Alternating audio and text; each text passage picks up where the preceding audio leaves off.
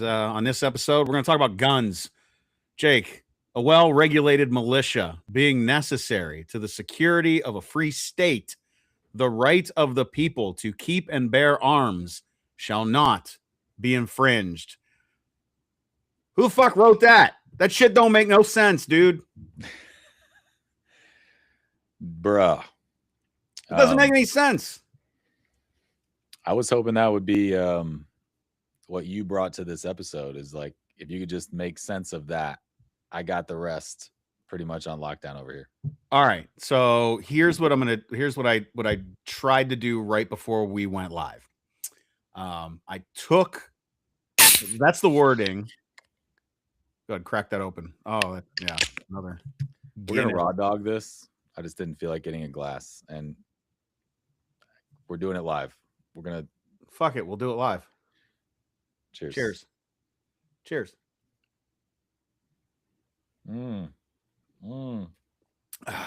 Almost got you. Never.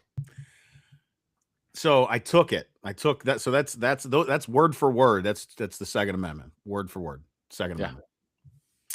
I have a subscription to Grammarly because I am still a college student. And Grammarly helps me to better articulate my thoughts at times, tighten up some things in, without having, you as my editor, which is what I would prefer. But I don't know. You might be wordier than I am. So anyways, I plugged this into Grammarly. Can't afford me, bro. And I actually, I use the AI bot within Grammarly for this specific situation. Okay. And I said, I can't wait. I said, make it better. I said, make it better. I pasted 2A in there and I said, make it better. And here's what it said. Clear my throat. I'll probably be clearing my throat a lot today. Because a well-regulated militia is essential to the security of a free state, the right of the people to keep and bear arms shall not be infringed. I'm going to read it one more time, and I have a thought. I have a thought. I might even have two thoughts, maybe three. We'll see how long the show goes. I might have a couple of thoughts. I'm worried, actually. Let me read it one more time. Because a well-regulated militia is essential to the security of a free state, the right of the people to keep and bear arms shall not be infringed. I don't hate that interpretation. What I will say is, my thought was, it feels like it ties the right to bear arms more clearly to the well-regulated militia stipulation. Is that a fair assessment? Yes, Jared. And look, we're litigating right now. And does this AI bot, this LLM incorporated within Grammarly, does it do a good job of interpreting what is otherwise some bullshit from the 1700s? Except for the last part, which is problematic in the original verbiage and still is problematic in that. Shall not be infringed. Mm-hmm. That's one of the more debated parts of the amendment. And we don't know what that means. And it can mean a lot of different things on a spectrum. But if you take it literally, you got problems, because that means the right cannot be infringed. It literally means like no regulation whatsoever. And of course, we're already past that. And this is going to be a dense episode, man. I've got a lot of feelings about this. Yeah, I think I do as well. But there's also just a lot of facts about it.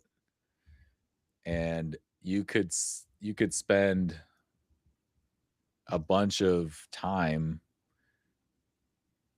just reading statistics, like the statistics on guns of all different kinds, like the types of statistics about how many are owned and the rates of ownership and the demographics of ownership, how to compare it from one country to another, from one state to another.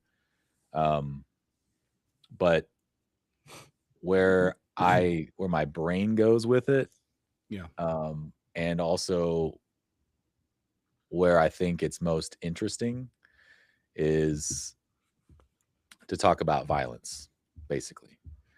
And I thought it would be interesting. I think the way we should start, at least for me, I'll do this. I don't know if you can do the same, but since we're at the very beginning of this episode, I want people to understand that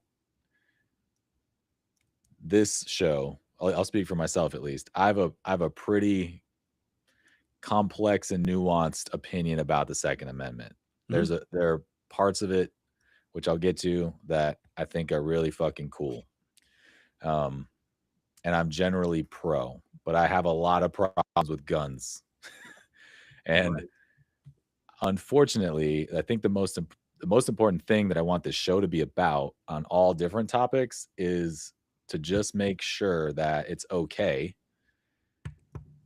to have a complex opinion about any type of shit, but that's not how our current like media landscape and political landscape is. It doesn't, in the last like decade and a half or so, Mm-hmm. that is not something that is easy to do, to form an opinion where you have feelings on both sides of an issue, because you don't belong at that point. People who both like and dislike the Second Amendment at the same time don't have a party to hang out with. And it's hard to have a conversation about it like that. I mean, why don't we just talk about Israel and Palestine too while we're at it? Let's right. So, it's like a lot of things where this is a topic where I think our show is important because it's an example of how we need to create. I want our show to help create, for some people, whoever find it, for some people, to shed that like binary political party identity politics bullshit where you have to just you have to learn what the position is and then repeat it, as opposed to, you know what, I actually learned about the topic. I didn't just learn what the party line was. I learned about the topic and I formed my own opinion about it. I have my own opinion about this. You have your own opinion about this, but it's not simple. No. I think that we talked about this before we even started doing the show. I mean, more than a year ago, we were making plans on getting back at it, right? And one of the things that we talked about was we didn't want it to be a show where we both necessarily agreed or disagreed, or where there were, we had polarizing viewpoints, or whether we were simply going along with the other's thoughts, and recognizing the nuance and being able to sit with, the dialectic involved, and be comfortable with that. And that even goes as far as saying, I don't know. At times. And so with this situation, so maybe that is the through line with you and I, that is the goal, is to maintain that standpoint throughout the episodes as we move along. And that being said, I am a gun owner. I own weapons that many people believe I should not be allowed to own those weapons. And at the same time, I understand why people feel that way. And if there were a time where I was told, turn it in, Uh-oh. where none of us are going to have these weapons anymore. See, again, even this is difficult to talk about because it's who's telling you to turn it in. What, right? Let's say in a perfect world, though, in a perfect world, it is I come to the conclusion that it is a net win for the nation. I would turn it in. I believe personally that some of the weapons I own that that there should be more regulation, that I should have to prove that I am competent to own it, that I should have to renew some sort of licensure each year to show that I am a responsible gun owner and that I understand how to care for this weapon, care for the ammunition, care for those in my family who know that I have this weapon, who has access to this weapon. Where do I keep it? Is it locked up? Do I keep the ammunition separate?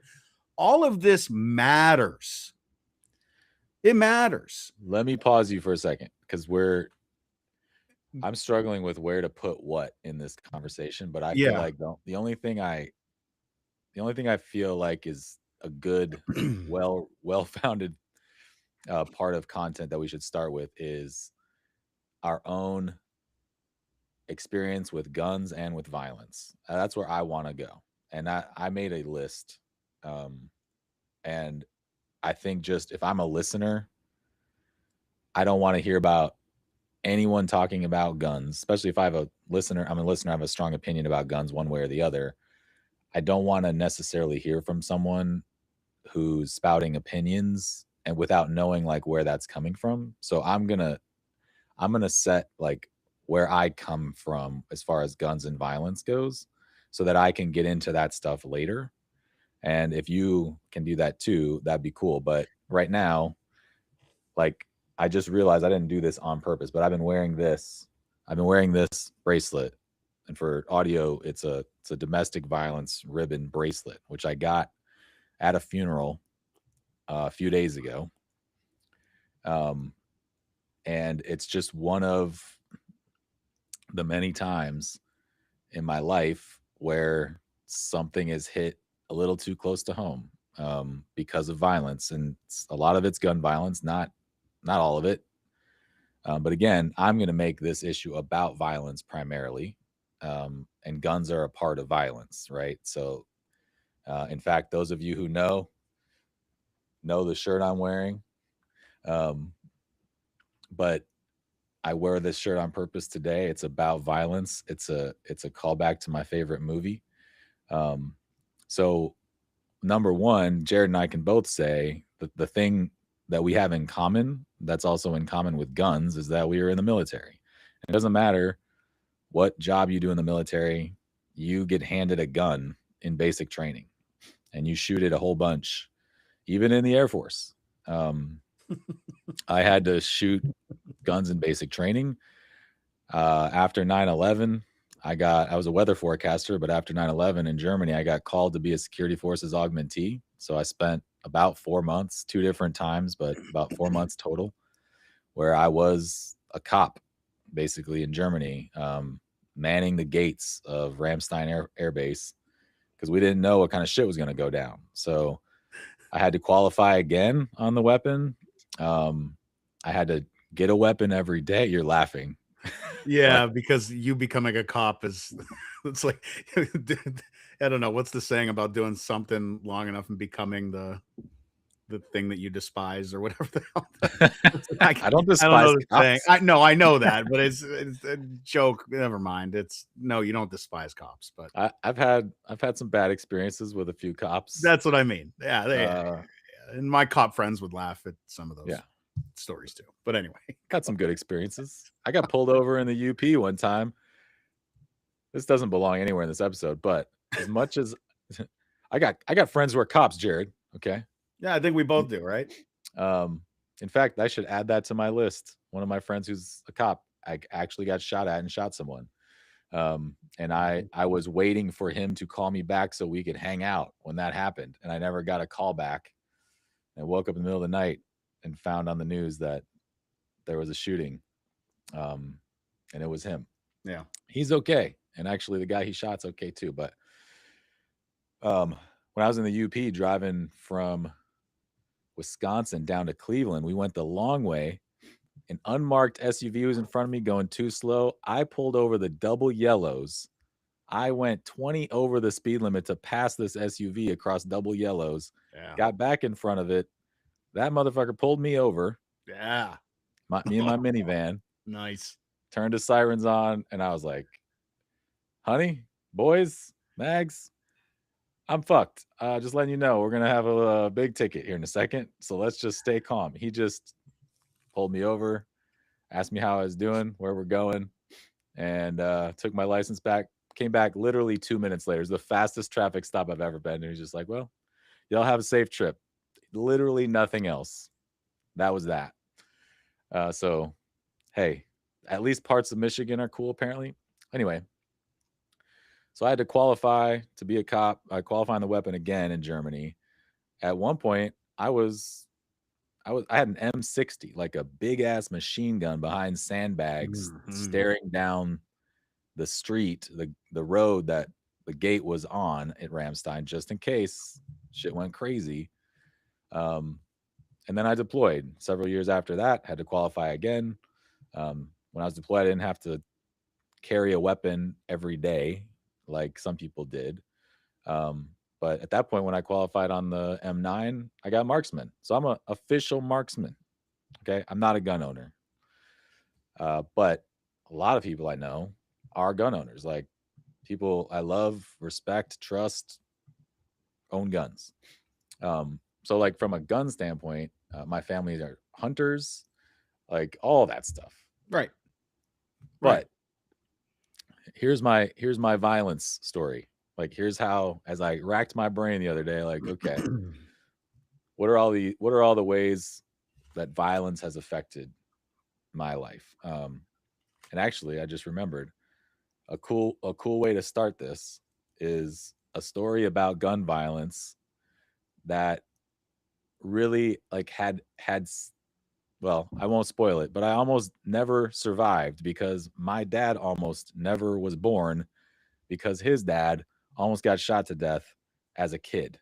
And here's that story directly from my dad's lips. Well, it goes like this. I think he skipped school one day with some of his buddies. It might have been a weekend, but for some reason, the factoid that sticks in my head is that he and his buddies were skipping school one day. Anyway, they had at least one rifle with them, a 22 rifle. There may have been other guns there on the beach, I'm not sure, but everybody there and my relatives and all that in Two Rivers were hunting, so it would not have been a surprise that these kids had access to firearms and knew how to use them and such. Trying to think of how old they were. I want to say middle school, maybe late middle school, early high school.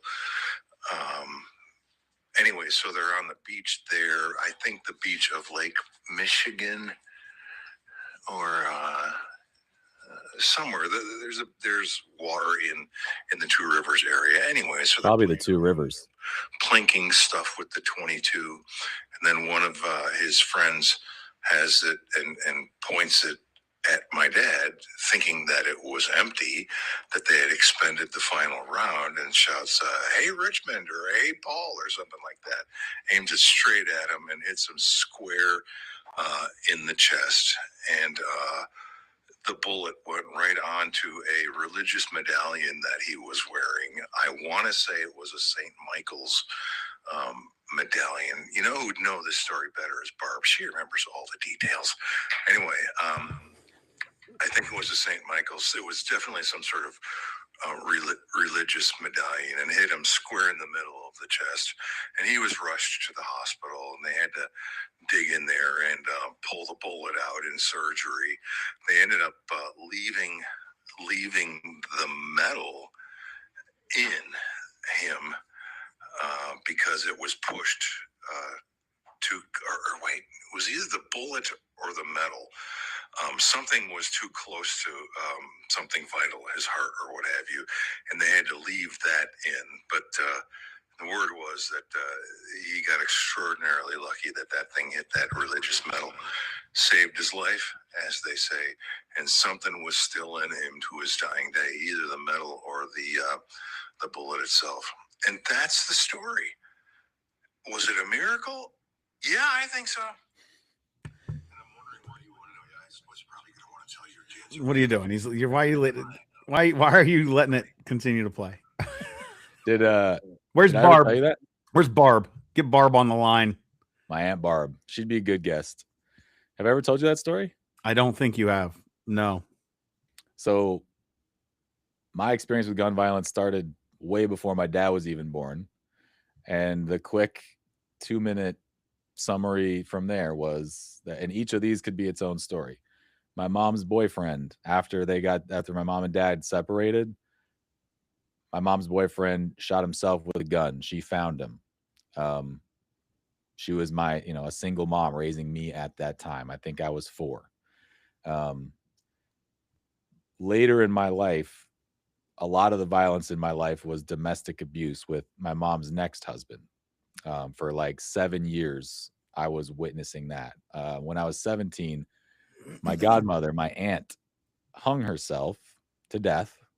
My uncle got there, we think, about 1 or 2 minutes too late to save her. A few years after that, I'm in the military at this point, and it was a New Year's Eve in Nebraska, and we had some beef from the balcony with some other people at a hotel.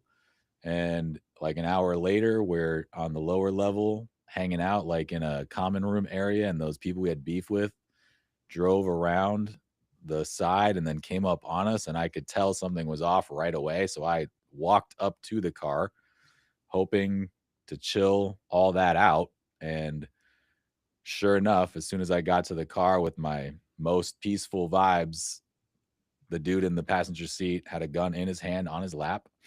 We talked through that. Some years after that, my brother Ben, his roommate in college, they were living off campus at an apartment complex. His roommate got shot in the face by somebody in their apartment complex because that guy with the gun, some older dude, was mad where my brother's roommate parked. Thought he parked in his spot. A couple years after that, my step cousin, who was 13 at the time, shot himself in the head with his .22, committed suicide. It took him a couple weeks to die because it was a very small bullet. Some years after that, there was a shooting at the high school where my wife worked, right down the road. Nobody was killed, but close.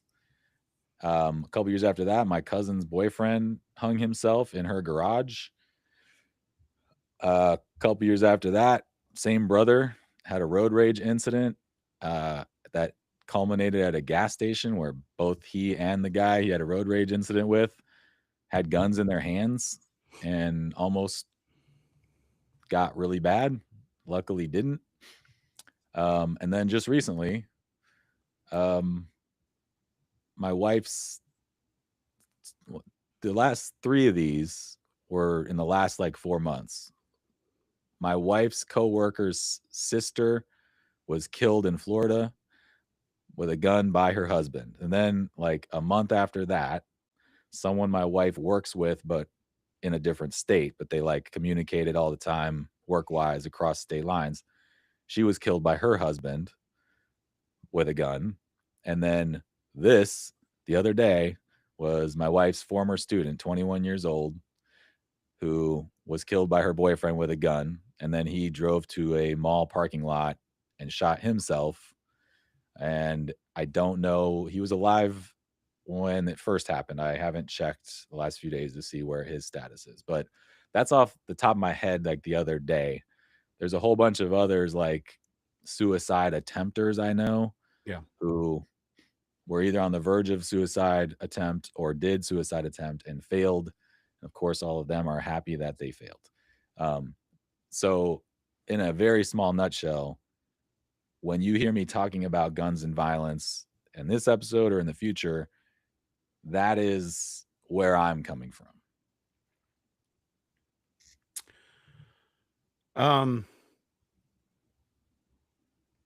I don't know that my list is as extensive. I don't have it written out. That's okay.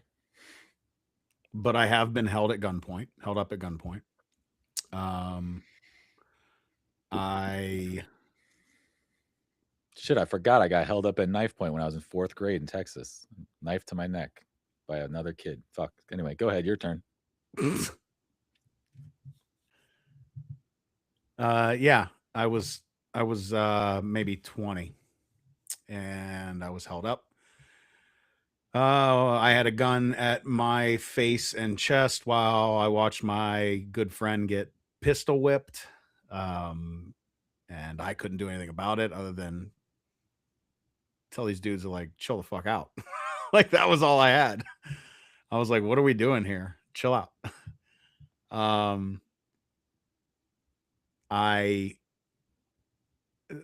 Prior to that, a handful of years earlier, I was living on my buddy's couch for a good 6 months.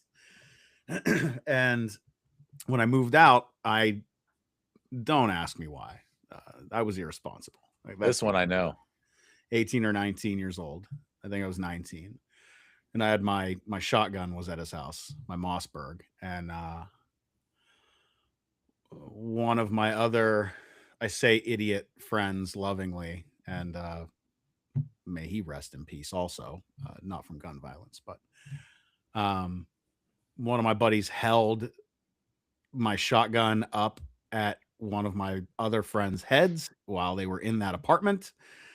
And my buddy was like, how about you don't do that? And they thought they were being funny, or he thought he was being funny. And when he went to set the shotgun down, apparently there was a slug, had a slug round in the chamber, and it went off and blew a hole through the ceiling of the apartment. And thankfully, this apartment was on the 3rd floor. It was the top floor of the building. And so, yeah, there was that.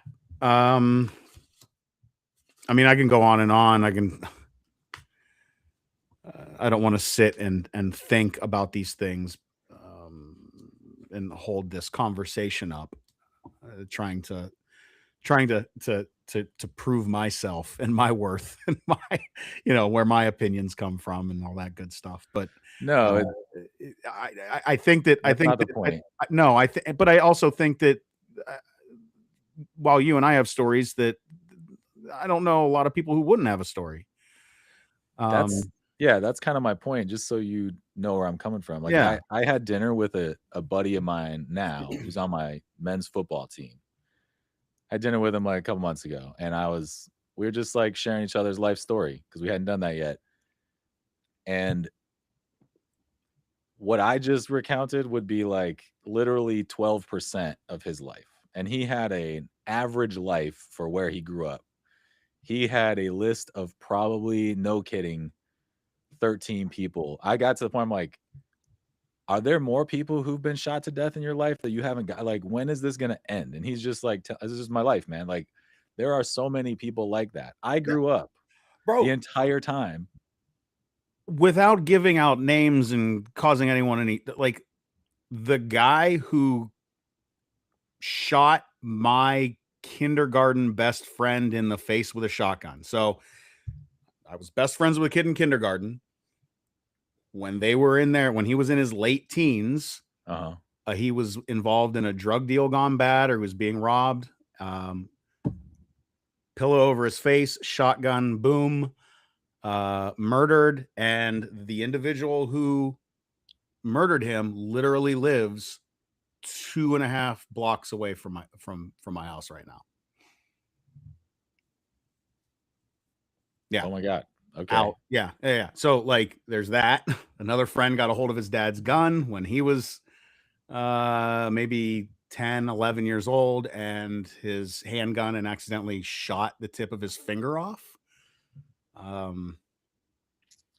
Yeah, mean, like like these stories are gonna keep popping up in my head as we do this. I mean, you and me grew up, like I grew up, I moved around a lot, and some of the neighborhoods I grew up in were like marginally not good neighborhoods, but generally I grew up in like a middle class to upper middle class area, no matter where I was, especially, you know, in my teens and later, where a lot of these yeah. stories happen. Like, I'm not talking about the hood. I didn't grow up in the hood.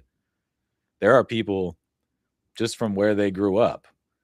Kid I was in school with, we were in 4th grade, and his stepfather murdered his mom and baby daughter Oh my God. and put them in the refrigerator in the freezer.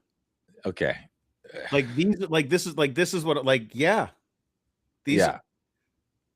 And I just want, I felt it was important because, yeah, the stereotype of middle-aged suburban white dude is very true. And at the same time, even us living that life and like kind of growing up in that life, violence is all around us. And where there's violence, there are often guns. It's just not something we can get around. That was the point I'm trying to make. If you wanted to talk about people who grew up below that line, I wouldn't even listen to that episode because it would be too much. Like that dinner with my buddy was like borderline too much. yeah. I just want that out there. That's Yeah. why I care about this topic, because it's so fucking prevalent that it requires a conversation. And I think you can't really have the conversation if we just politicize it, if we just treat it like an academic debate, we're leaving out the most important part. And that's the effect of violence on people's lives. So anyway, where to start? So let me start with, I want to just talk about why I like the Second Amendment first. Mhm. I don't know that there's anything like the Second Amendment around the world. For one thing, something I didn't know, and something probably a lot of people don't know, something I didn't know until my adult life, was that our Constitution, the American Constitution, is actually the oldest constitution in the world. We are nowhere near the oldest country in terms of when we first settled, but our Constitution is the oldest in the world, which means we've had the most longevity in terms of our structure of government than any other. Every other country with a constitution, with a form of government of any kind, has been toppled, has been failed, has had to restart more recently than we have. Every single one. I think we might have a And- soft restart, but that's okay. We'll leave that alone for now. But the Second Amendment, no matter what you think about it, is a part of that. Right. The melting pot of America. We are I don't want to go too far down this rabbit hole, but we bring in people from all over. And the only thing that Americans have in common really is that we are surviving motherfuckers. We are adventurous, risk-taking motherfuckers. Either you, your parents, your ancestors, somebody took a lot of risks to get to America and make a life for themselves because they just wanted to do it their own fucking way. That's what America is made of. And we wanted to make sure that no matter how crazy the government got, we were going to have guns outside the government. And we were going to make sure it was a law that we had guns. It wasn't like the 75th Amendment. It was the Second Amendment. Guns. So I get why we care about it, and I get why it's there. It is an anti-tyranny established rule. And I agree with that 100% as a concept. And, you know, it's hard to argue with the results. And if I were a tyrant, thinking about where would I like to be a tyrant? Which country would I like to take over and tyrannically rule that shit? America will be last on my list because it's going to be tough. It's going to be tough to hold that population down one way or another. You can't piss us off too much. There's always there. And I think that's cool. I really do. I think it doesn't mean we shouldn't be smart about it. Right. But that's why I like the Second Amendment. How about you, Jared? I mean, for those same reasons, I think that I also apply, some modernity to it in relation to the idea of, what guns, what constitute. I mean, at this point, I feel like, and we're behind the curve on this as a society, and I think even defensively, probably. Like the poor countries aren't fighting with people and guns right now. They're using low budget drones with explosives. And so I think that what we're getting into now is like a conversation of what does the Second Amendment even mean? Like is a drone that I strap explosives to protect my family from tyranny? Is like, are we going to expand the definition of gun? Arms. I mean, it didn't say explosives, it didn't say mortars. Like we're already a couple hundred years behind on technology and just the advancements or so structurally, like how wars are fought, how people fight, what all of these things are just, you can't read 2A and then just act like that's that. Like it just doesn't. So yeah, the intended purpose from the beginning, this was written by people who established a nation. If you read you read the Bill of Rights, that's why we seceded, right? Yeah. Like for those reasons. So yes, the intent, the purpose, all of that, it's badass. No, nobody's like, everybody has a gun. Like not everybody, but almost everybody, some sort of gun. And a lot of people have way more than one. Way more than one. I have friends who collect guns as an investment because they have appreciated in value by so much year and year over and over again. So there's even that aspect of it where it's instead of putting their money in a savings account or a bond or some sort of investment fund, they buy weapons and store them in their armory and know that they are going to be able to sell them for 15, 20, 30, 40% above what they purchased it for. So sure, 2A, great, all of that. Yes, I guess I'm with you on that. And also, I don't think it has anything. I think it has very limited utility in today's I don't know. How do you want to look at it? The utility is not the same. It's diminished. I honestly, and we could spend a whole episode just on this, but I agree with pretty much everything you said. But I had a lot of different thoughts about that concept after January 6th, 2021.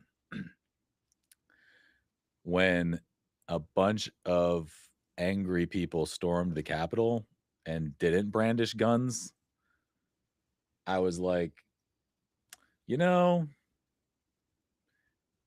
maybe all those fighter jets and smart bombs and all that other stuff wouldn't necessarily be helpful to a government trying to put down its people, just in the sense that, like, if waves upon waves of people wanted to come to the Pentagon or to the White House or to the Capitol with regular ass handguns, well, what are you gonna do? Like, what? It struck me as like, thank God people didn't bring guns that day, and that's I mean, a whole I other mean, episode. again, we can acknowledge that I believe that, and not to really parse this all that much, but I mean, there were some individuals who had weapons. There were some. I think there were. They just didn't take them out. I don't even pretend to know all of the details. But I guess maybe that's the other. Like maybe it does just take an angry mob with some handguns at the right place in the right time. Right place, right time. Yeah, that's what I'm saying. That's a whole other. It's a weird thought.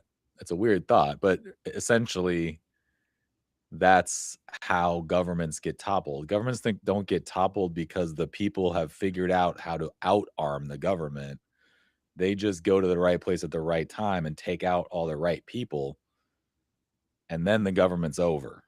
And all the planes and bombs and expensive shit just transfers to the new owner.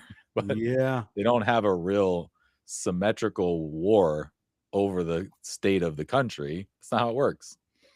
Every coup is very asymmetrical. It's just right place, right time, right weapon. How about all the cops too? I mean, not all the cops. I mean, there were a handful of them that were just left on their own, but that's a again whole episode. But like they didn't they for the most part they were restrained in their use of force outside of one incident. Yep. So guns, man. I don't know. Yeah, January 6th. That was. I did not realize. I didn't think you were gonna. I wasn't thinking about January 6th at all. But I think that you raised a really good point there. Again, I thought of it only afterward, because you and I talked about this. We did an episode about guns with our last show. Yeah, a decade ago, and we talked through a lot of it. So I still think it holds up. I think the wording of the amendment is still just way too weird, and it makes it problematic to do any kind of regulation because it has to survive courts, which is all about semantics and linguistics, and like that makes it and like really prior tough. Established law that is, these things have been litigated and talked out, and there's the argument of who is the arbiter. I think that was a part of our conversation a decade ago. Who decides these things? What makes the Supreme Court the arbiter when they aren't written as such within documents? Right? But then it's also like, well, who else would be the arbiter? Like they're supreme, yeah. But then the argument there is, well, the people are the arbiter, but that doesn't really make sense either. No.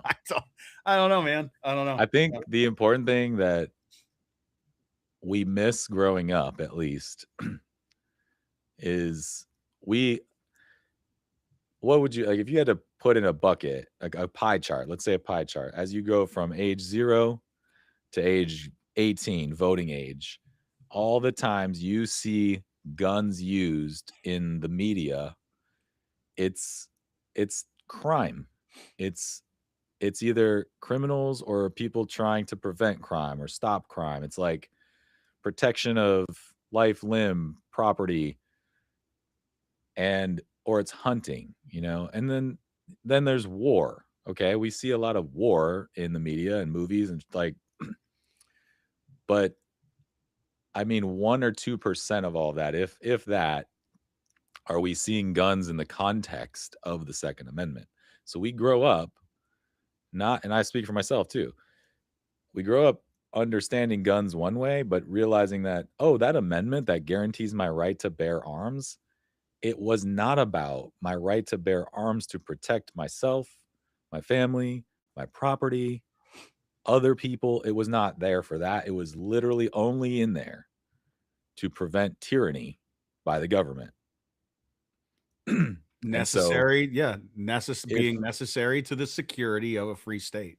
necessary to the security of a free state, not a free man, not a free family, not a free neighborhood watch, none of that. Right. The state is the government. And yet, the people who are on the side of the Second Amendment, including how the NRA has operated for decades and decades, is like really about protecting the right to hunt and protect your house from the bad guys, because, well, yeah, the bad guys must be everywhere. Oh, I know where we're going. I know where we're going now, Jake. I know exactly where we're going now. Where are we going? Oh, the good guy with a gun, bro. We're going good guy with a gun. You gotta have a weapon. You got to, because how else are you going to protect your family from the intruder, Jake? How? The intruder is coming to get you. He is coming to murder you and rape your wife and children. Yes. That is what I was told. This is what I was told. I was told that is why I need to have a gun, some sort of gun, some sort of protection, because you just don't know, man. You don't know. You got to be fearful of which we can. Oh yeah, fearful. Let's go ahead. Yeah, let's go ahead and talk about the fear. Oh, let's go. Oh, the fear. Oh, there's the fear. Yoda. Oh, the fear as a motivator. Oh, let's do it, bro. I don't want to beat around the bush, but let's just make it real simple here. The good guy with a gun defending his family or protecting, somebody who's getting robbed at a grocery store or a liquor store or whatever, because they just so happen to have their concealed carry. The odds of that are lower, and this I learned this from you years and years and years ago, and for the same reasons that we had the discussion before that we're having it now.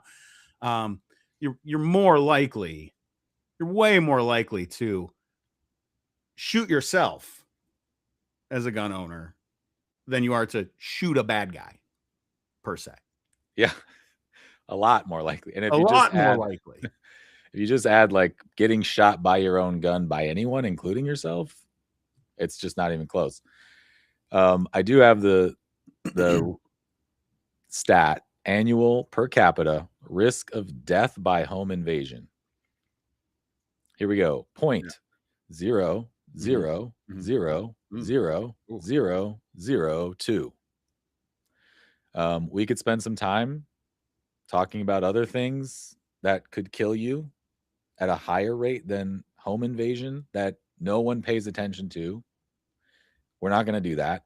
I think that number probably speaks for itself. Heart disease.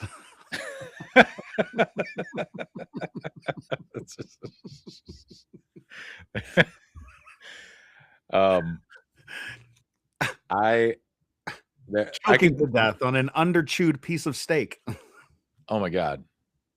I don't want to finish chewing that shit. It's fun to just half chew it and swallow and get to the next fucking bite. You're not a masticator, huh? Lawn darts. And think about this. Think about how, and I want to do a whole episode on statistics, Jared. Darts. Oh my God, lawn darts. Jared, I want to do a whole episode on statistics someday where I just do nothing, but we just talk about statistics. Yeah. By the way, I fucking took AP statistics and I got like a B+ in that shit. So, but think about what you have to do a nationwide per capita home invasion death statistic. You're taking everybody with a home, everyone who lives somewhere in America, and average all that shit out. Yeah. Okay. Now, if you just took out all the people who live in worst neighborhoods with the most drug and gun crime already in there, so their number would be higher. Probably not as high as you think, but it would be higher. If you took them out of the equation, there'd probably be like 5 or 6 more zeros in that number for the rest of us who don't live in those situations, but have guns in our houses, because we are afraid of the people who live over there coming to our house to hurt me and our family. They ain't going that far, bro. I want to make something very clear. Let me make this clear. Can you give me the Obama voice? I know. Oh my God. I was getting ready to see my hand. Let me, I don't know if I could do it anymore. It's been a long time. You're going to fucking try. Let me be clear here. That was pretty good. No. That's pretty good. No. I want to make sure you understand. People do not go around testing your doorknob because they want to kill you. If they're testing your doorknob, they want to steal your stuff. I just want you to know. I need to call my wife in here, by the way, for this conversation. What's that? I need to call my wife in here for this conversation. She needs to hear this. Oh, she thinks people want to come in and hurt her? Bro, I used to have this argument with her all the time because she puts a door stopper in the bedroom door. And I'm like, well, I need to get out and take care of the kids if I'm in a hurry. Like, what are you doing? She also has like, I have one fewer steak, like large knife in my kitchen to use because it's in her nightstand. Like, with the wasp spray underneath. Like, what are we doing, dude? When you learn, when you really talk to people who are like actual experts on guns and home protection and like the people who have studied gun violence and how things work out, it's kind of scary how few people with guns have the correct plan, because so many times, like all the things that can go wrong with the gun, even let's just say you're in that 0.0000002%, your home gets invaded and you're like, this is my moment. This is why I bought a gun 5 years ago. This is why I went to the range that one time. This is why I know the combination to my safe. It's why it's like someone's coming in the house. Well, at that point, if you have a family to protect, there's a lot of shit that can go wrong. Here are a few. It gets taken out of your hand and stolen. It gets taken out of your hand and used against you.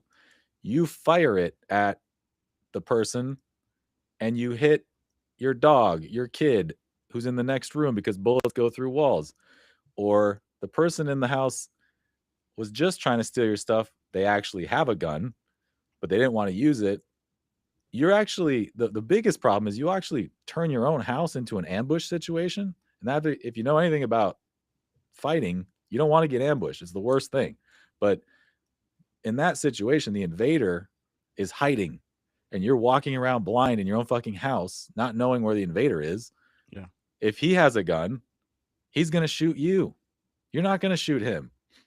And then there's the whole other. You got to invest in those night goggles, bro. Come on now. And you remember driving the Humvees with the night goggles? Remember that? Then there's the dream scenario where you actually find him. He's trying to steal your iPad. Yeah. And you shoot him. Yeah. And it culminates with the reason you bought the gun in the first place. Someone invaded your house. You got the gun in case that happened. Now you shot them. They're dead in your house. And then you go to jail because in some states, a lot of states, not Ohio, in a lot of states where people probably haven't studied their state laws. Stand your ground. We got stand your ground here. Okay, cool. Even in those states, you might end up in court having to defend this decision. And it's not always simple. But in a lot of states, that's not even the case. And as it should be, if you want to end someone's life, you should probably have to explain why.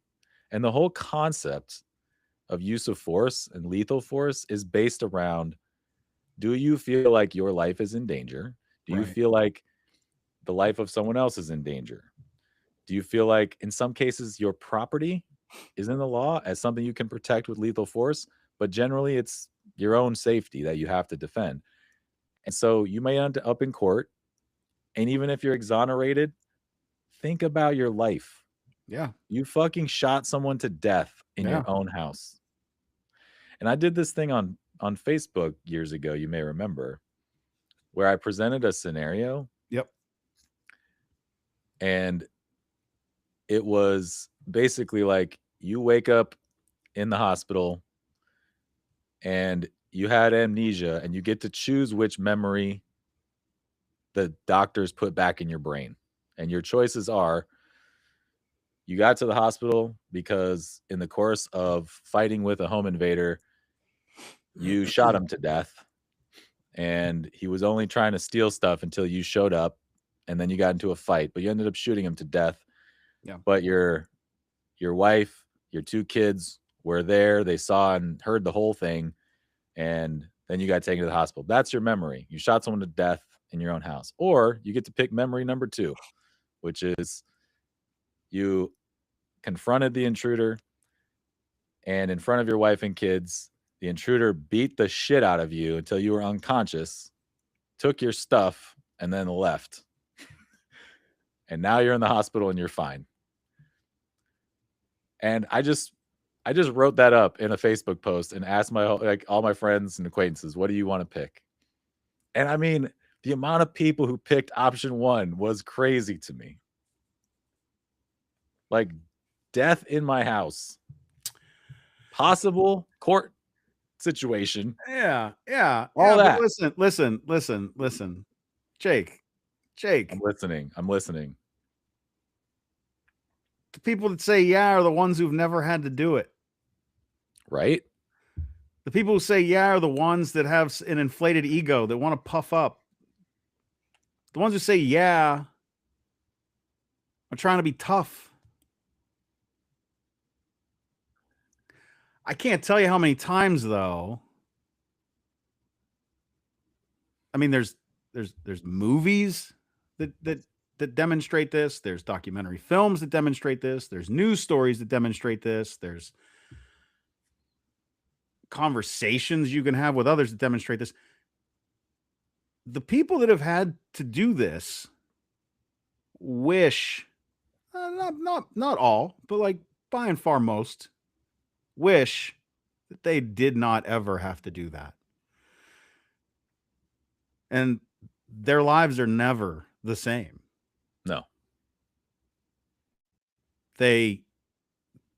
Maybe there's heightened paranoia, maybe there's PTSD, maybe there's the leaning into it even further. Or there's the regret or the frustration of wishing that you could have done it differently, or understanding that individual that maybe you shot, they had a family. So like, and also, by the way, you put this on Facebook. So there's that too. The fucking cesspool of all social media. This was, and it was 12 years ago. It wasn't so. quite the cesspool. There were no bots answering the post. God, is it bad now? But speaking of that, I mean, I think fear is a problem, anger is a problem, and as Yoda said, fear leads to anger. And that's what violence is about. Anger leads to hate. Hate leads to the dark side, bro. Come on, you got to finish it. That's what you're there for. You're welcome. If you're able in your life to avoid fear being a motivator, if you're able to avoid fear leading you to anger, you're going to have such a better life. You're going to miss out on so much tragedy, especially self-inflicted. It's like so much of the game is just that. And if you can't, you deal with so much fucking heartbreak.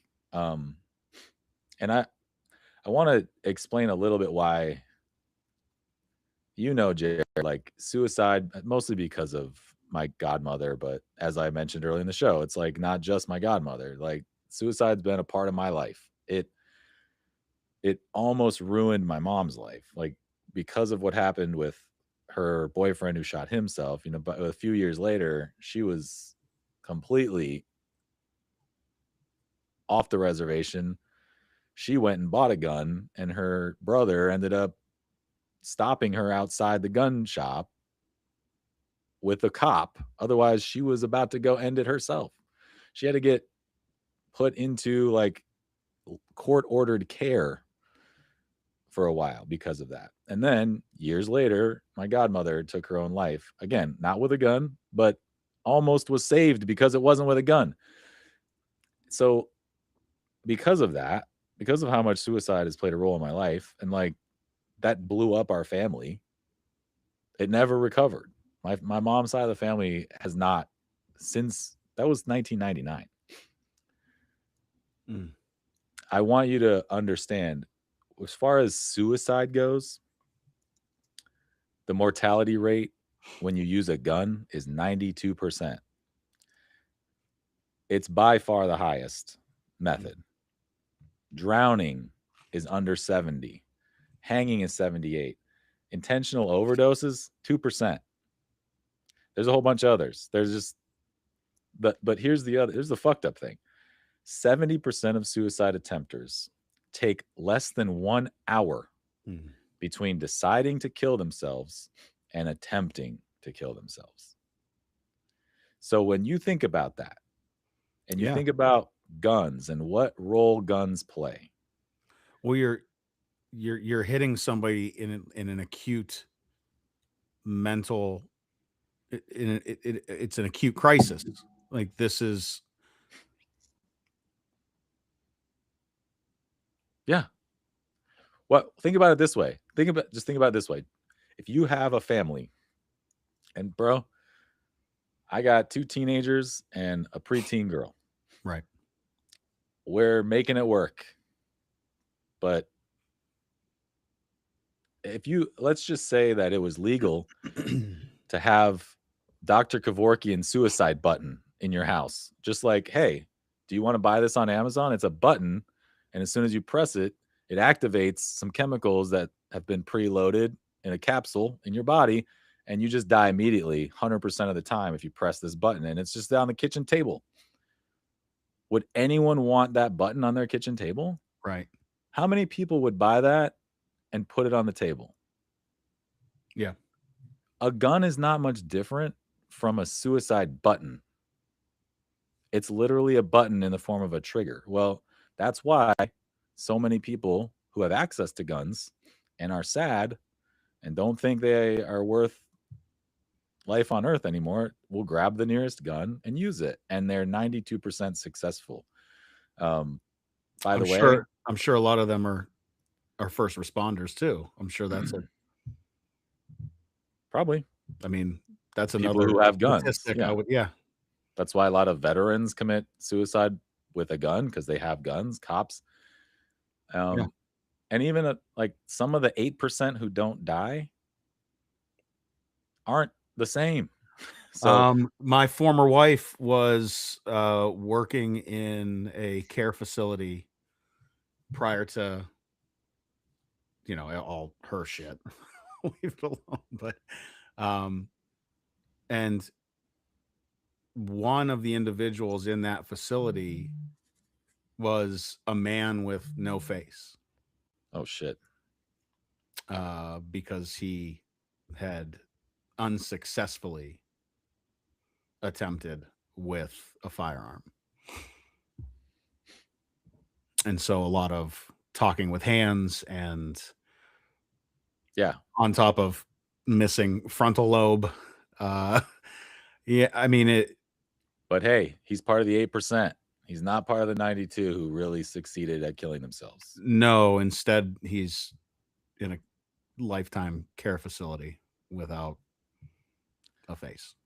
And that's just suicides. And like, I don't know if people realize this, but for a lot of demographics over the last 10 years, suicide's the leading cause of death.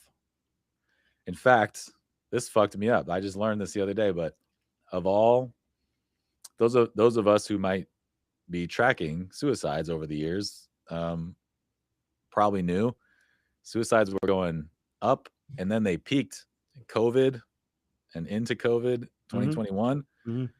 They've started to come down most methods of suicide have started to come down in the last few years, thankfully, except for one.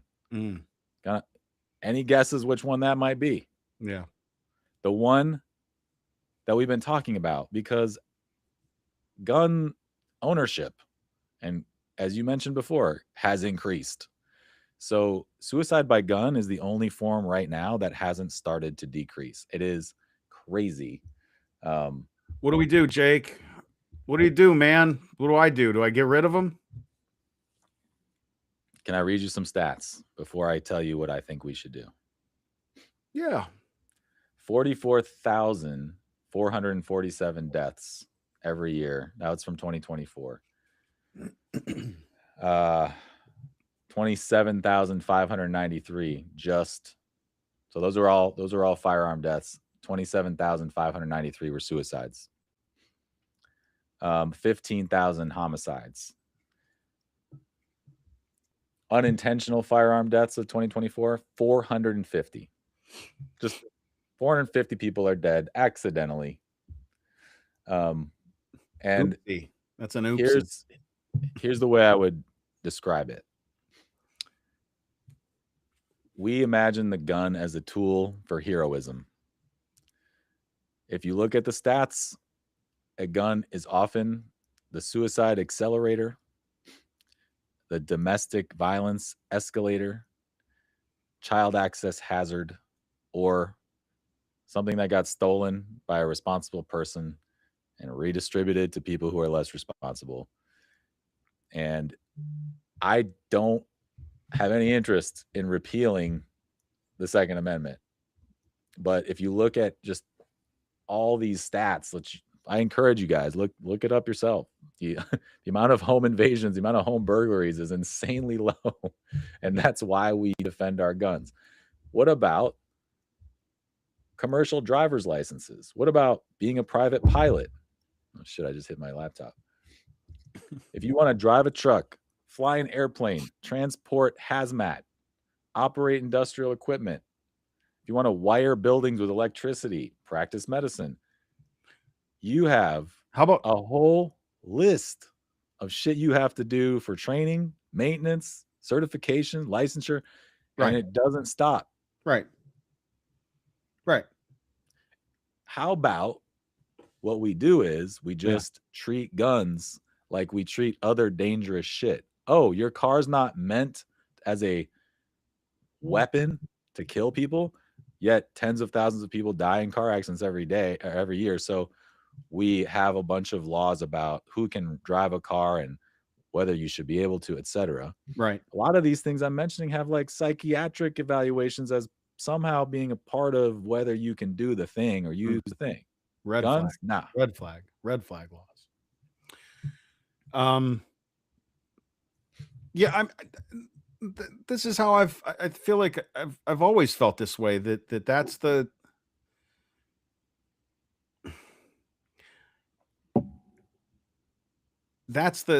whole key. Well, listen, it's a binary. It's a binary in the culture we live in right now. And it's only gotten worse. We had some chances and some opportunities. I still don't believe that necessarily that the side that wants to have like all out bans on certain types of, like real quick. Yeah. The idea of like whether you can have a certain type of buttstock on, a certain type of AR pistol. Like, we don't need to play games with the semantics with these things. Like, this is not legal. The ATF will get you for this, but not for that. And so I understand that like gun owners do get annoyed with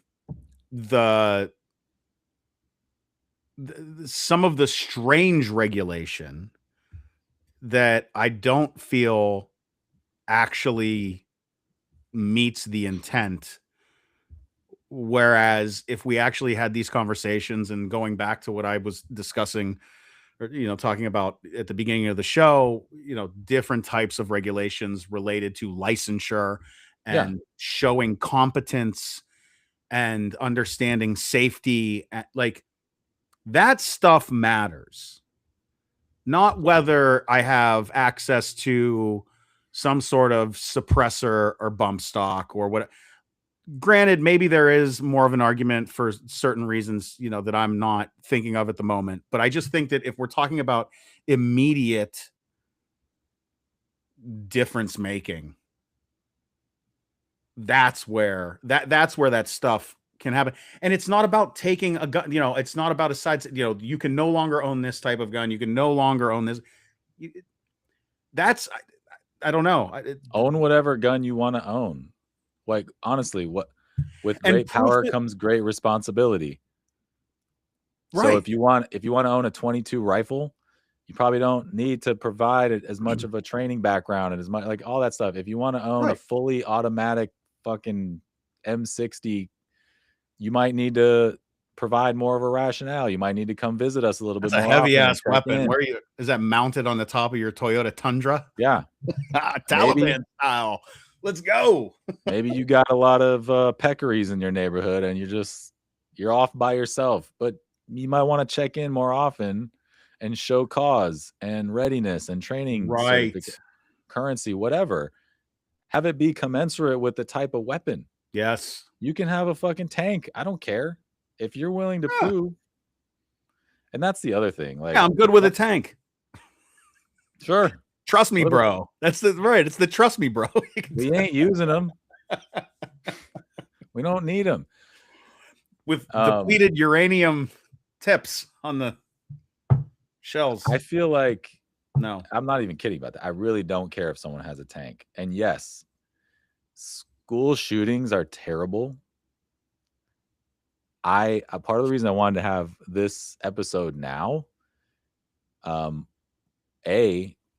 R.I.P. Kaylee Logston. I mean, that was top of mind for me. But B, I don't want to have this conversation after the next mass shooting. At a school or some other place. A, because everyone's yelling. But B, I feel like all that stuff you just mentioned, the type of weapon, and that becomes the conversation.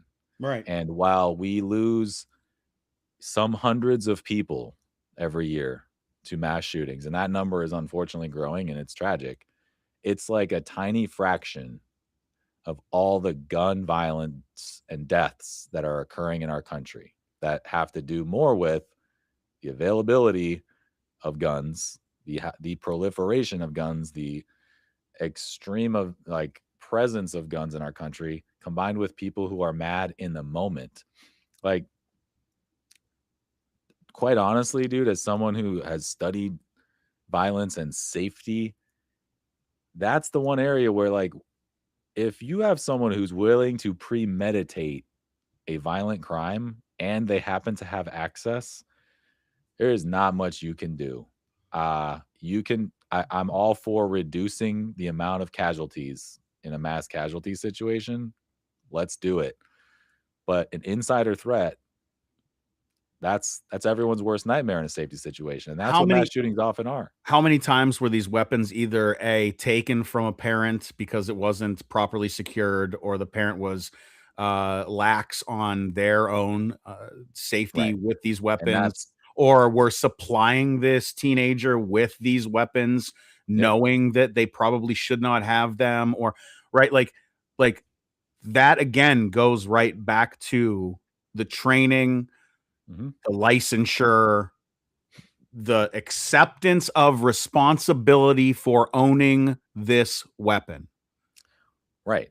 What if I own this weapon, which means I am obligated, and that's also, it goes to my mom always, she brought this up. Actually, it was during COVID, and I used it a lot when it had to do with getting the shot or wearing a mask or whatever. It's, you can swing your arms around as much as you want. You can swing them all over the place. But the moment you're swinging your arms and you hit somebody else, well, then you're infringing on their rights. Yeah. right? So if you are the type of person that doesn't safely, securely own your weapon, as a responsible, and then you are making me less safe or my kids less safe.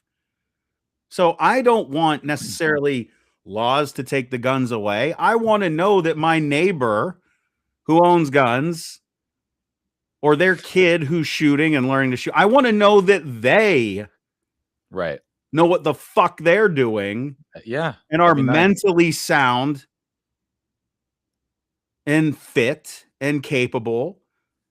All of those things. And to do that, it goes back to a licensure type of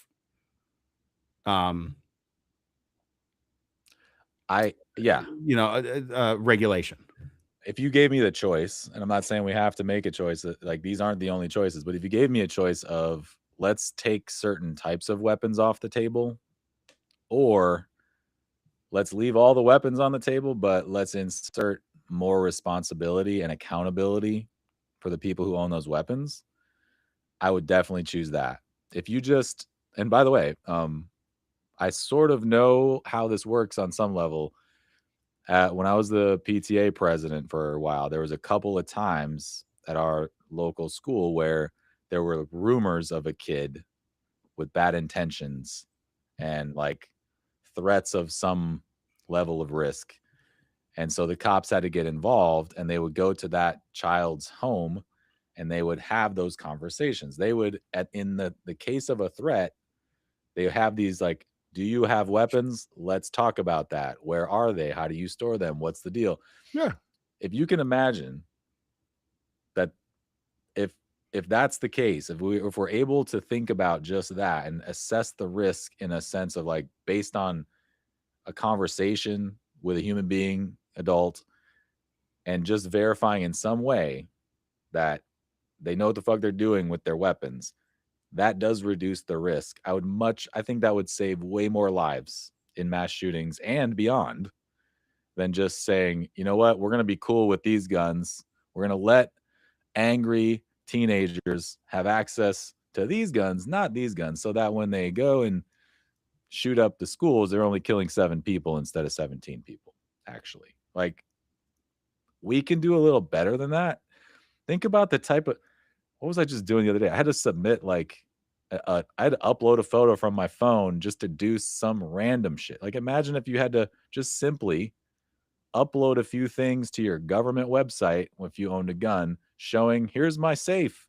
Here's me with my safe. Hi, I am Jacob Richmond with my safe. Yeah. Here's my gun in my safe. It's like, Jake, I had to go to the township to build my deck. A township. So it's, what is the township? The township. It's Poland Township. What is that? A town?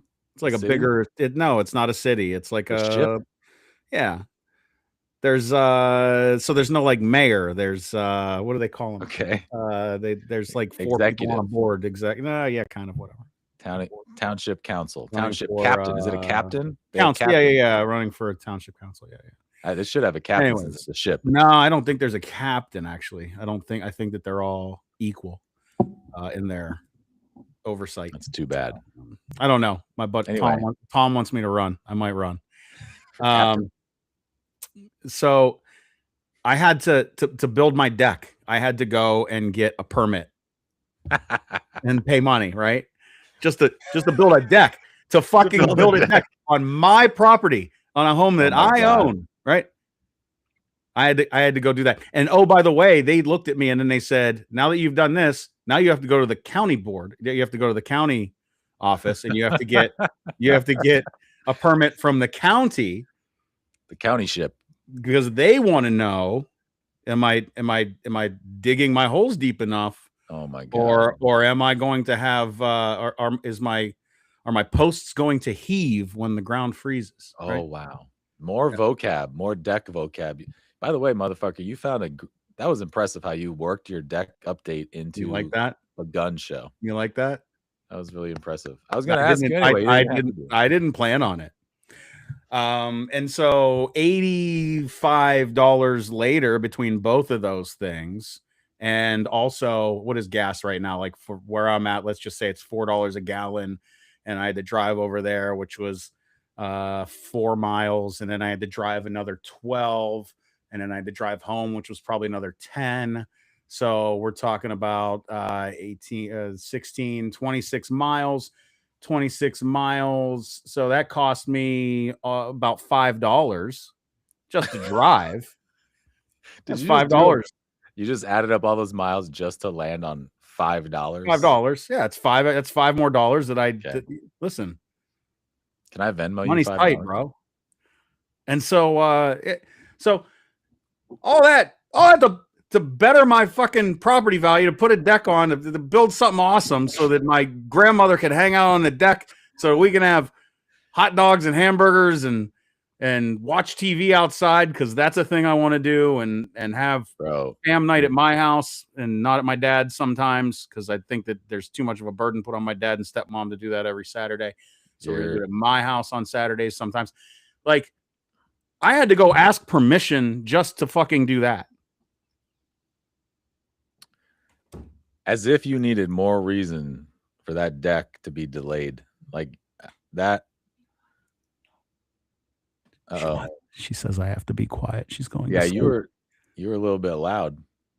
Well, it was important. It was intense. I know. All right, baby, we're wrapping up. I love you. Did you tell her why?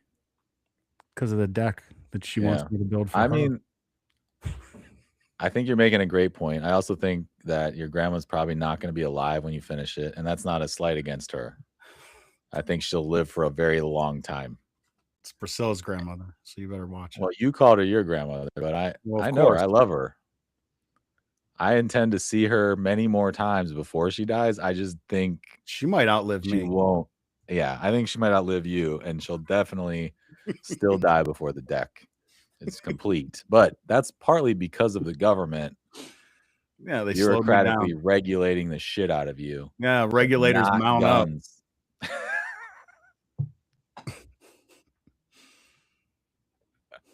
That's good. That's good. Oh man.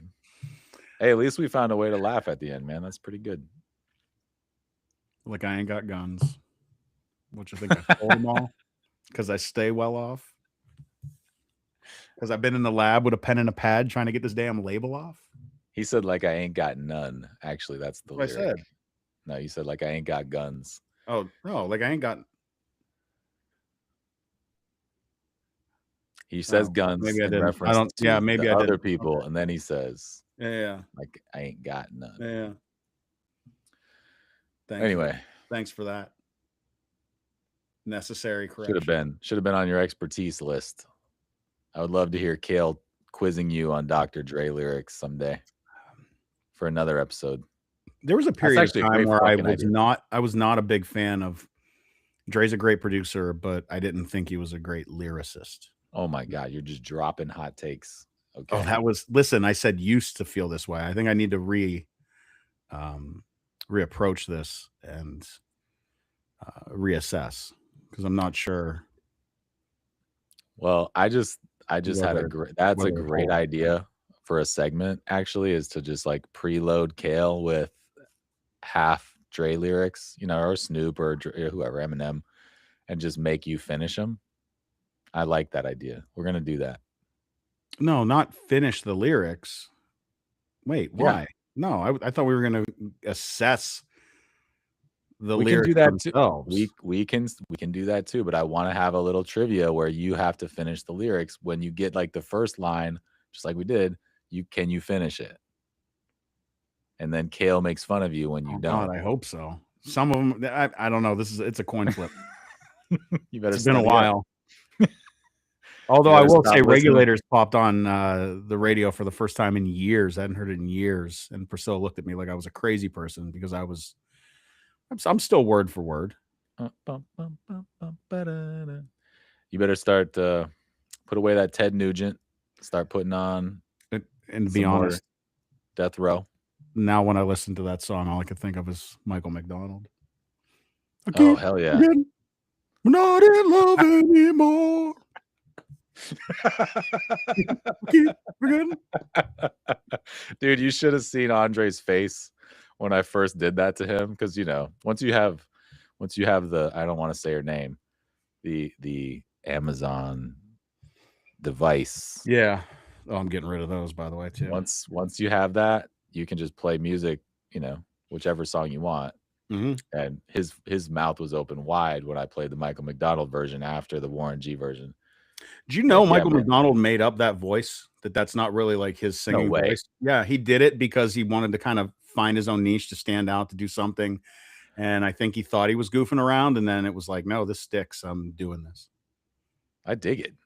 I'm a fan. I dig it. Which, by the way, you should probably double check whether I'm making that up or not.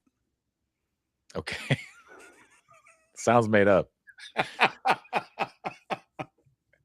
That's another game we could play. Did Jared just make that up? Yeah. AI or Jared facts. Well, the problem is I know a lot. Change that. I know a little about a lot. Yeah. That's the issue. I know a little bit about a lot. Like a lot. Yeah, that's like, it makes me wonder how you're going to build a deck. Bro, I know enough because I learn a little every day. Yeah. It's almost, I guess maybe it makes sense because it's a little bit of a house, It's not the whole house. Maybe that's where I dug. Do you know what listen to this, Jake. Tell us all. That's how we're going to end the show. I'm doing all this, right? 480 square foot deck. And I had to redraw the plans. Don't tell the people who issue me the permit this. I had to redraw the plans because the plans had me doing something that would have ruined my house, like legitimately. And I'm like, thank God as I'm doing each step, I'm like, let me double check this. Right. And so anyways, I dug by hand with a post hole digger, 6 holes, 40 inches deep with a post hole digger. So deep. Nah, we ain't doing that. And it was about 14 to 16 inches wide, each one of these, because I had to put these cardboard columns in there that you fill up sonotubes, whatever the hell they want to call them, with concrete, right? So I hand dig them all. And then with your hands? Well, with the post hole digger. And then but with my hands. You're just like, oh, I'm like a goddamn badger, dude. I'm the honey badger out there. Okay. Honey badger. Hand digging with a shovel. Hand digging. Motherfucker. And then I run up the lows and I load up on concrete, 10 bags the first time, 20 bags the second time, 80-pound bags. Me loading them onto the cart, checking them out, taking them to the car. Oh, bro, the hip needs I need a replacement. Bad. My hip is not happy. So I loaded and unloaded 2,400 pounds of concrete, hand mixed all of it. Oh my God. 2 bags with a hand in there. I did actually a couple times. Oh my God. Yeah. For 6 of these columns, 30 bags, 2 bags at a time. And then I had to make sure that I because I had to use a J-bolt where basically you drop the bolt into the wet concrete and make sure it's in the right spot and leave the threads sticking out so that you can put a plate down later when it dries. And then you put the plate on it that you then tighten up the nut on top of that bolt to then put your post on. So your post isn't in the concrete. Okay. Tracking. Okay. Yeah. Okay. Yeah. I did all that. And then today I learned how to marry these 2x8s by 16 together with some wood glue and the correct fasteners to create a beam to then put on the posts that I had to figure out how I was going to make them square and also level. All me, just me, just me, just me, bro. Why did we start talking about this, by the way? I don't even remember. I cannot wait. I need to be at the first gathering on the deck. Okay. Well, I don't know that it'll be the first, but you will be here for an Whoa, early whoa, whoa. gathering. When it's done, Yeah. or when it's almost done, I need to have an invite to the first one. Why can't I have an invite? Oh, you could have an invite. You won't be here though. Why? Why do you say that? All right, fuck it. Why? Because why would you? Because you're already coming here in a couple. I'm saying I would make a special trip to your house for the first fam night on your deck. I just want to see how you act when it's finally in action. Oh, I don't. After all of this, because all I know right now, and for the listeners, I just want all the listeners to know, every time I ask this dude anything about life, after I send him something interesting, send him a meme, send him a question about the show, I get nothing. Yeah. Because why? Because he's fucking living. He's The Shining. I had Priscilla's family here too. Priscilla had Priscilla's cousin and aunt were here, and her cousin's boyfriend. They were all here. I get in response to anything I send is more pictures of what's going on the deck, which, you know, I appreciate it. It's interesting. It's weird as fuck. That's all I got. But that's your life, man. You are. That's all I got in it. You're a deck master. I also have to distract myself of that I'm only getting partial BAH this semester. I mean, I'm sorry to hear that. You should sell your guns.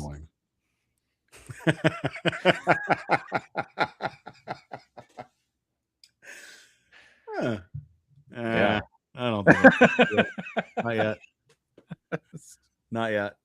Which I do. I keep the ammunition locked. I keep a lock on the weapons themselves, and I keep the weapons in a safe. And I am the only one who knows the code to the safe. Such a good time to end the episode, and it would have been great to have the music ready and everything, but no. You can keep bitching about it every week. I will. Well, don't, because it ruins the end of the episode. Because when I edit the music in, it's there. Oh, you're hearing the music, listeners? Good for you, listeners. You're hang on a second. Guess what? I'm not. Samuel L. Jackson says, "Be cool." Can you fucking be cool? Oh, speaking of which, here you go. You recognize this? You just said his name. Jules Winfield. This I can't see. I'm blind. I'm trying to look. What? This is the shirt that Jules. Oh, that's what he's wearing when he gets cleaned up. When they go to the Wolf. Because they got a dead guy in the back of the car. Dead guy. Jimmy's house. Could have said guy. And probably safer. That's when they get hosed off. They get thrown towels, and then Samuel's got like the next brain in his Jerry curl. And then Jimmy and the Wolf are standing there, and the Wolf's like, "What do they look like, Jimmy?" And Jimmy's like, "A couple of dorks." But this is one. So I want to be Jules Winfield for Halloween just by wearing this shirt, which I think would be funny. You remember the last time you came over and you drank coffee here? Yeah, I remember. We replayed the scene. You don't need to tell me how good the coffee is. I buy the fucking coffee. I buy how good the coffee is. Bonnie buys coffee. She buys shit. But this, I love Quentin Tarantino. I love that movie, but pretty much all his movies. Tarantino is violence in a mirror. So if you want to understand violence in an artistic, creative way and how you feel about it, probably can do so just watching Tarantino movies. I don't think that's what people think of when they watch it, though. Probably not. But that is what, that is. I still can't watch Django. Can't do it. Haven't been able to. My brother yells at me all the time because I haven't watched it. Anyway. I don't think we're done with this discussion. It'll probably come up again at some other point. But like Jake said, we didn't want to do it in the middle of some other horrific event that takes over major media outlets for 24 to 48 hours, where emotions are raised and ears are closed, and anger surrounding conversation of guns is just prevalent.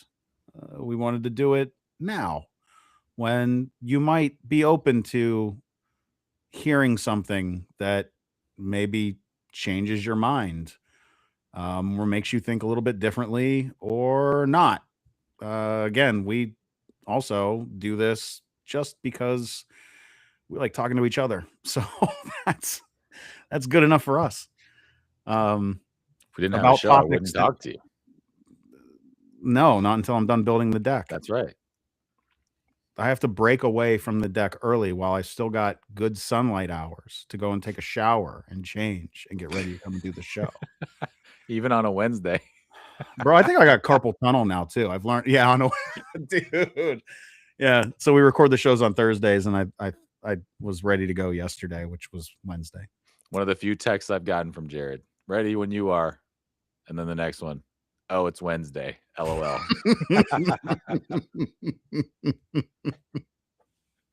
Love it. He's Jake. I'm Jared. Thanks for tuning in. Galactic Animals. Take care.